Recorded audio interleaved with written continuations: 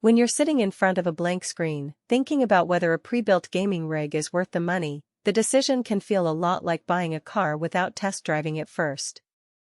You want to know if the system will actually handle the games you love, if it will stay quiet during those long sessions, and whether you'll be stuck with a component that quickly feels outdated.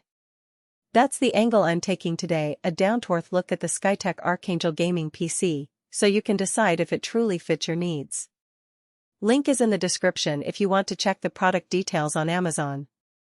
First off, the Archangel is built around AMD's Ryzen 7 7800X3D, a CPU that's been praised for its gamma-centric cache.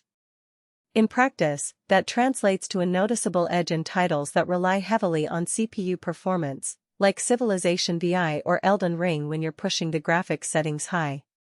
Pair that with NVIDIA's RTX 5060 Ti 16GB and you've got a card that straddles the line between the mainstream 40 series and the higher-end 60 series.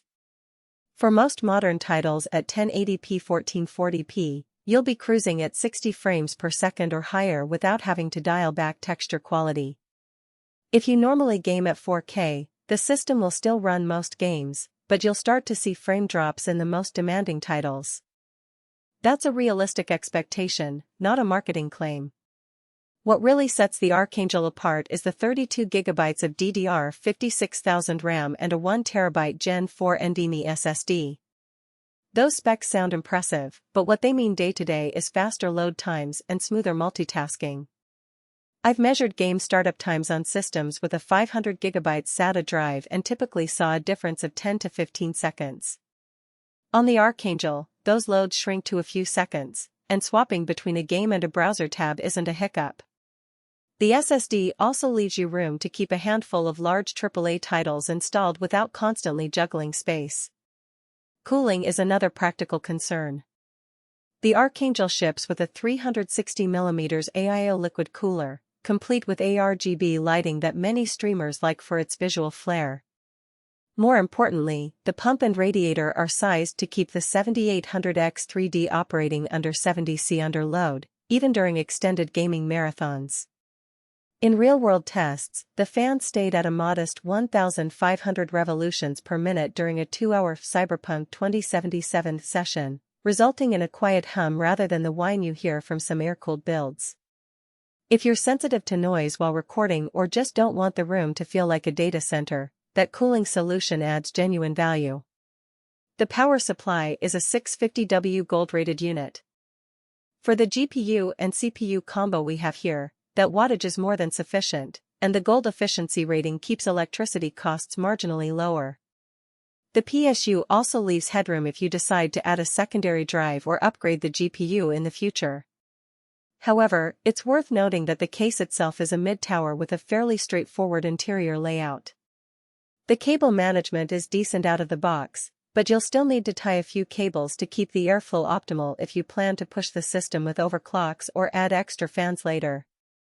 It's not a deal-breaker, just something to keep in mind if you're particular about a pristine build. So, who should buy the Skytech Archangel? If you're a gamer who wants a ready-to-play system that can handle most current titles at high settings, and you don't want to spend weeks researching each component, this rig hits the sweet spot. It's also a good fit for streamers who need a reliable CPU for encoding while the GPU handles graphics, because the 7800X3D's extra L3 cache reduces encoding lag. The inclusion of Wi-Fi 802.11 AC means you're not forced to run a wired Ethernet cable, which can be a blessing for apartment setups where running cables is a hassle.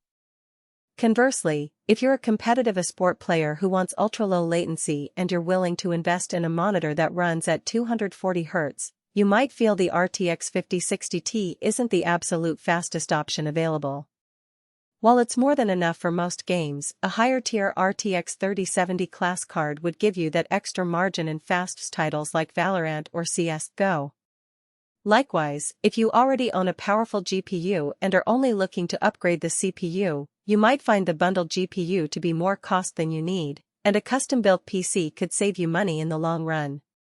Finally, for users who are strict about upgradability, the case's limited space for larger GPUs or additional storage might become a constraint down the line. Let's talk about some practical strengths and where the Archangel falls short.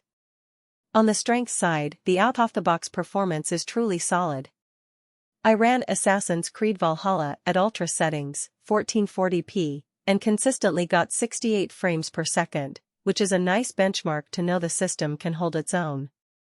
The SSD's real-world load times dropped from an average of 20 seconds on a traditional HDD to under 5 seconds, and the system booted in about 15 seconds.